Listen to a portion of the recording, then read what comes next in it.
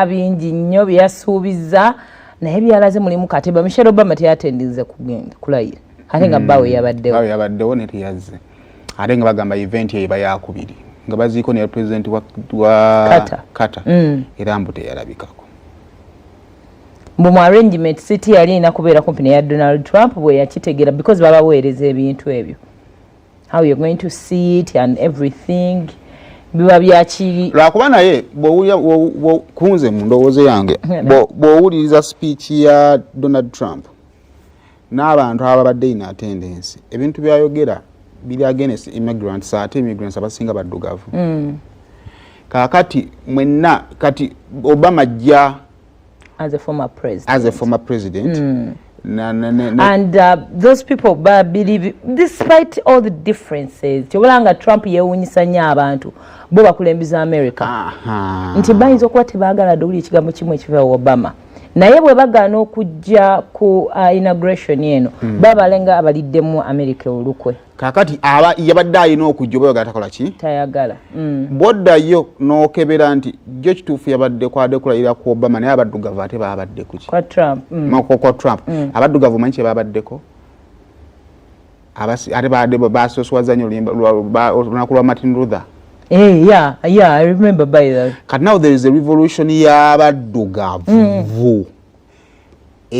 etandise okumeruka kakati ebyo birina by'obufuzi mu America ekibyawukanako ne wano basobola okusetinga an agenda of 10-15 years to come. Kati saa zino abaddugavu nga balinganga bagenda okusibwa in the next 4 years basobola n'okusibwa mu myaka emirala ena egiyinza okuddako gy'emyaka nga 8 ani ayinza obbalibareetinga baddeyoko bakulemberemuko as blacks in America. Kakati ekirowoozo ky'okubanga they are trying to position Michelle somewhere in the pipeline kiina bwe kiri bo bakikola bakigenderedde nti gwe wali mukulembeze wa ggwanga it is okay yeah. Naye singa ffenna tujje ffenna bwe tujja kubanga tukkiriziganya n'ekigenda mu maaso kubanga omusajja obedda buli byayogera nga abamu bafuna bafiisizanga nawo ne ku budde ne bayimuka ne bakuba n'engalo bw'otununamu audience ku America eri mixed bazungu be basingawo kitegeeza nase balina kibali mu kucommunicatinga indirectly tikiyinza okuba abamu Barack Obama amanya Trump bamuvuma olwa business zaabwe naye nga mu mitima bamukkiririzaamu te Elon Musk yavaayo naye nga akimanyi nti nno tasobola kiyinza okubanga America obukadde bwabwe 10 bwe balina abwetaaga naye ate alina bw'alina okwenjoyinga worldwide mu Africa n'amawanga amalala kakati baba America already abalina kati alina okwagala okusanyusa abaddugavu naye twagenda mumaliza yangu kuswera lingini we yatuuse najja ate tekimukakatako wadde businessman ontegedde bulungi kakati eno community eringa etali represented bulungi ani ayinza okulabikanga essuubi lyabwe mu kaseera omukisa gwe guba guzze zikati nze ndowooza yange nti Michelle kati kibatandise okuvuga intention because there is no way okulekanga it is intention and planned former president watatambula na first lady ku mikolo egiri official bwegiti ekyo kiba kiyambako ne ndikade saa zino balina ng'egye bakolamu ekintu kyabwe nti ono Republican DP yinza olowoozebwa nti mu kalulu akaddako eyinza okuleeta ono omukyala asobola okujja n'awangula akalulu naye ono weyepositioninga ate ne Michelle asobola okujjira guni neefuga emyaka nga 16 ko tekitera kulabikako nnyo so nze nze ndowooza yange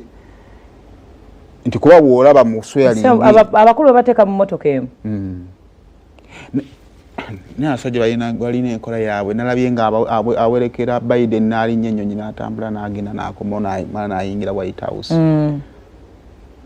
bakulaga nti obulamu osobola okukolako ekikyo but also this is obulamu ne bweyongera yes this is where tutera wano mu ntambuza y'ebulamu okugamba nti Same asobola okunkola obubi but I can choose to do good okwongerayo because bino byonna bye bali okukolera Trump yagaana obikola yagamba acha insistinga Biden yamubba akalulu ate nga asobola mutuufu of course ebyakalulu bisoboka buli kimu yaba Biden yamubba akalulu era teyamusiibula yatambula byafuluma bufulumi naye yamaze n'amusiibula so awe tuyimiridde bannange kiisi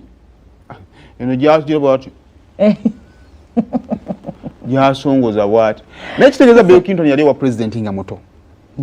kuba ne kati alabika nga akyaliwo amaanyi yali wa president nga muto president yaweereza kakiisi ayina engeri gyali kasuka amate nga taseka tired naye ajja bakwatamu bajja omulaba omukyala alinga atali wuwe Melania Trump azzeeko ku kya first lady omulundi ogwokubiri ayina emboozi y'emukazi wattu naye kubeera ng'oli kagubiiru Biden ani Trump ayina emisango mu kkooti oba ginaakomaawo kebatamulemesa kujja ku ballot ebirala bijja kuggwa uzasukatweko ku byabaddeyo katono awo ng'ennyonyi neesimbudde okuva ekkololo weeyo yabadde kololo weeyo ku capital airstrip gye tulina ng'esimbudde ku kololo eyolekera ate eba yasimbye kumpi kuba president aba agenda aba mukadde kisinziira biseera ki wekiba kyakati bwe bagiteeka ewala ayinza okugambye biseera ki n'ekibanga kiri mu nteekateeka nga mu 25 we tusuubira ajja bba muto so temuba beeraliikirivu wa weeri paakinga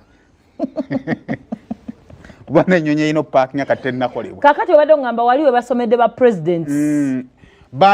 nga bakuwa n'omwaka olwo pulezidenti w'omulundi bwe guti ng'ajja pulezidenti ow'omulundi bwe guti ng'ajja ewammwe South Sudan kyali kitya era bagamba pulezidenti ow'omulundi guno n'awanika omukono pulezidenti n'awanika guno pulezidenti n'awanika nga go gakyasobola jika aba ayingira kati balaka balina akalyango ke bamufulumizaamu oba nze nteesa nti abalaba kwemezi bigwanga byetaaga kuziika kololo babeerengawo naffe tubeeko n'okulayira nga bakulembeze weebali naye mwali mulayiddeko manyi nze nzaalibwa